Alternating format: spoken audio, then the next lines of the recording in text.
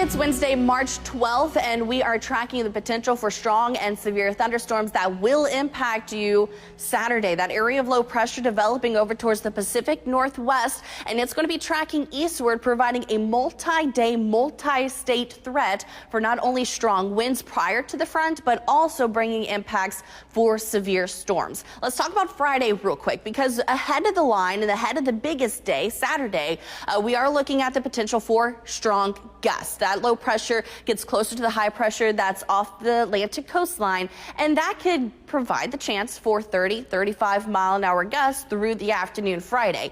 On top of that, we are also looking at a couple of gusty thunderstorms for the northern part of the state Friday night. Our big impact for central Mississippi is going to arrive Saturday, and it's not just us either. Alabama, even Georgia and parts of Tennessee, all in the line of fire for the potential of seeing strong and severe thunderstorms. There is some wiggle room when it comes to now and Saturday for giving guys specifics on the timeline and the impacts of it. But from what I've seen so far, it has been pretty consistent when it comes to looking at the ingredients and if it is favorable for severe weather. This is what I've been seeing over the past day or two. We have plenty of wind energy. So what this setup is showing is, do we have the ingredients for severe storms? And in times past, especially for the past couple of severe events, these fronts have blasted through here. We've had plenty of wind energy that you see highlighted in those moving streamlines, but we don't have a lot of storm fuel with this, which you see in that blue and that green hue. That has caused several damaging wind events, but maybe one or two tornado warnings. That's not what we're dealing with this. We always say with these ingredients, when you look at favorability of severe storms, you want them stacked like a sandwich. And in times past, again, we haven't had that happen.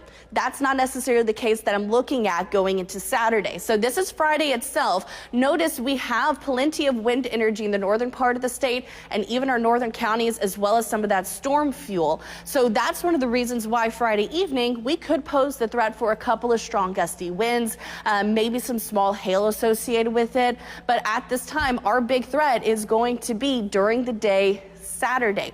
Notice that thunderstorm fuel starts to increase through the morning hours. We're now getting into that green and yellowish fuel over towards that medium range now with that thunderstorm energy. And then we have the low level jet down towards the coastline. That quickly picks up by the middle part of the morning. And notice, this is what I talk about when we're looking at ingredients stacked like a sandwich. We have plenty of storm fuel. We have that low level jet right on top of us, and we have some lift energy associated with that as well. This is what's driving my concern for the potential of seeing damaging winds and even the threat for tornadoes. And what I'm really concerned about, if we go through the day Saturday, if we have these ingredients here and plenty of it, and we get those storms that fire up ahead of the line, so those standalone discrete storms, they will have a better chance of rotating, and that's what could drop the potential for tornadoes. So it's something that we are watching very carefully here, but keep in mind that we are looking at this a little bit longer than a 4 to 5 hour time period.